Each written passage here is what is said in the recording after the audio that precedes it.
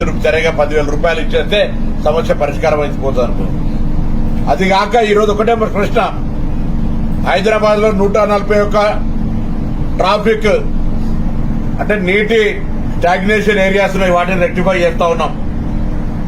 అది కాక మూసికి సంబంధించి లేదా హైదరాబాద్ లేక్ సిటీ చెరువులు ఆక్రమణకు గురైన వాటిని మాత్రమే, అందులో పాఠశాలలున్నా ఆసుపత్రులున్నా ఇతరత్ర ప్రజా ఉపయోగమైన ఉంటే వారిని ఏ విధంగా మార్చాలి, ఏ విధంగా దాలను ఆల్టర్నేటివ్ చేయాలని తప్ప వాళ్ళని రోడ్డు మీద పడేసే విధంగా ఎన్ని ఫిర్యాదులు ఎక్కడ స్పందిస్తలేం. కానీ ఎక్కడైతే ఆక్రమణకు గురై అనుమతులు లేకుండా ఉన్నాయో హైడ్రాకు సంబంధించి ఆ కార్యక్రమం జరుగుతూ ఉంది. హైడ్రా ఇస్ డిఫరెంట్, మూసీ కార్యక్రమం ఇస్ డిఫరెంట్. మూసీకి సంబంధించి మూసీ కూడా ఈరోజు మూసీ యొక్క కార్యక్రమంలో కాలువ పరిధిలో, దయచేసి ప్రత్యేకించి గమనించాలి, కాలువ పరిధిలో, కాలువ ఎడమగట్టు కావచ్చు, కుడిగట్టు కావచ్చు, కాలువ మధ్యలో కావచ్చు, కాలువ ఎంకరేజ్మెంట్ కావచ్చు, వాటి మీద అక్రమంగా నివసిస్తున్న వాళ్ళు చాలా కాలంగా ఉంటుండొచ్చు. వాళ్ళందరినీ మేము ఒక్క మాట కూడా అక్కడి నుంచి బలవంతంగా ఖాళీ చేపిస్తలేము. మళ్ళీ చెప్తా ఉన్నాం, మూసీ పేరు మీద ఫేజ్ 1 కింద ఎవరైతే మూసీ బెడ్ ఉందో, అంటే కాలువ కుడిగట్టు ఎడమగట్టు మీద ఆక్రమణకు గురి అయి ఉన్న నివాస స్థలాలలో ఉంటున్న వాళ్ళందరికీ ప్రత్యామ్నాయంగా డబుల్ బెడ్రూమ్ ఇవ్వడంతో పాటుగా వాళ్ళ పిల్లలకు సంబంధించి విద్యా అవకాశాలు అక్కడనే దగ్గరలో గురుకులాలు కావచ్చు, ప్రైవేట్ పాఠశాలలు కావచ్చు, ప్రభుత్వ పాఠశాలలు కావచ్చు, లేదా ఇతరత్ర వాళ్ళకు ఉండబడేటువంటి హాస్టల్స్ కావచ్చు, అడ్మిషన్లు విద్యాపరంగా ఇక్కడ కూడా విఘాతం కలగలేకుండా చర్యలు తీసుకుంటారు. 2, మెక్మా ద్వారా ఉపాధి హామీ. ఇప్పుడు ఇక్కడ ఉన్నటువంటి కాలువలు ఉన్నటువంటి వాళ్ళకు ఉపాధి లేదు, వాళ్ళకు వేరే ఎక్కడో కాడికి ఏదో కార్యక్రమం చేయాల్సి వస్తుంది.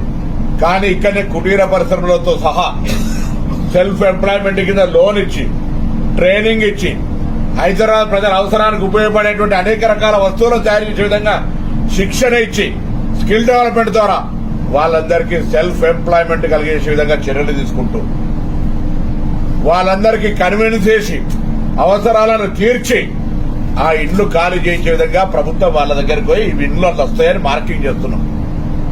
ఎక్కడో ఒక ఇల్లు కూలగొట్టింది గాని, బలవంతంగా బయటికి గెంటేసింది గాని లేదు. అయితే కొంతమంది సెంటిమెంట్ గా విమర్శలు చేసే ప్రయత్నం చేస్తారు. విమర్శ చేయడం వాళ్ళకి సంబంధించిన హక్కు. కానీ దాన్ని ఆధారం చేసుకుని టీఆర్ఎస్ పార్టీకి సంబంధించిన వారు చాలా మాట్లాడుతారు. నిన్న మన గౌరవ సిద్దిపేట మాజీ మంత్రి శాసనసభ్యుడు హరీష్ రావు గారు కూడా నిన్న మాట్లాడారు. మేము ఇప్పటి వరకు మూసీ వాళ్ళ మీద ఒక లాఠీ చార్జీ గాని, మూసీ వాళ్ళని బలవంతంగా ఒక ప్రొక్కలైన ఉండడం గాని, మూసీ వాళ్ళని బలవంతంగా స్థానభ్రంశం చేయడం గాని చేయలేదు. వాళ్ళందరికీ ప్రత్యామ్నాయంగా ఇండ్లియాలని ఆలోచన. దయచేసి మేజర్ పాయింట్, తెలంగాణ ప్రభుత్వం మూసీ పరివాహక ప్రాంతంగా ఉన్నటువంటి ఫిల్టర్ బెడ్ ఏ బెడ్ మీద అయితే ఉందో వాళ్ళందరికీ పర్యావరణంగా వాళ్ళందరికీ డబుల్ బెడ్రూమ్ ఇల్లు ఇవ్వడము, విద్యా ఉపాధి అవకాశాలు కల్పించడానికి తర్వాతనే తీస్తాం. ఇదే మూసీ మీద బఫర్ జోన్ లో గాని, ఎఫ్టీఎల్ గాని మేము వాటి అసలు టచ్ కూడా చేస్తారు. బఫర్ జోన్ ఎఫ్టీఎల్ సంబంధించి ఇప్పుడు ముచ్చటనే లేదు. Base government Musi is our issue. దానివల్ల కాలుష్యము, మురుగునీళ్లు, పాత నగరానికి సంబంధించిన ఇబ్బంది కలుగుతూ ఉంది. కాబట్టి దాన్ని ఒక మంచి పర్యాటక కేంద్రంగా, మంచి నీళ్లు పారే విధంగా గోదావరి జలాలను 5,500 కోట్ల రూపాయలు తీసుకుపోయి అదొక పర్యావరణాన్ని రక్షించే దిశలా ఈ కార్యక్రమం చేసుకుంటాం. ఇక్కడ లాజికల్ పాయింట్, నేను ఇక్కడ ఒక కార్యక్రమం ఏంటంటే, సామెతని తెలుగులో మొగొడిని కొట్టి మొరమొర అంటారని. సరే ఏమనుకోవద్దు అక్క చెల్లెలను, ఇది ఒక సామెత అని చెప్పిన ముందే. మొగొడిని కొట్టి మొరమొర అన్నట్టుగా ఉండే విధంగా టీఆర్ఎస్ పార్టీ నిన్నటి నుంచి